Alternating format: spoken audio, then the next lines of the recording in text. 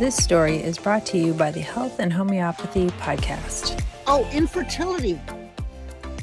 There is a Banerjee protocol for infertility, and I shared it with a couple of women at one point. Well, I've shared it with a lot of women.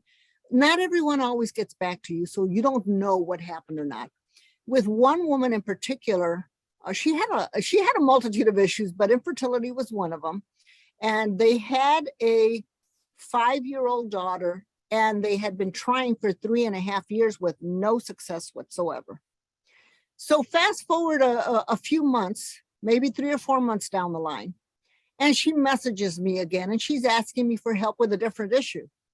And I said, oh, wait a minute. What happened? she says, oh, I'm pregnant. So I'm like, whoa, this stuff works, so that was very exciting. Or was she doing other things? No, it was totally homeopathy. It was totally the homeopathy. Be sure to like and subscribe, and share this story with someone who needs the healing power of homeopathy.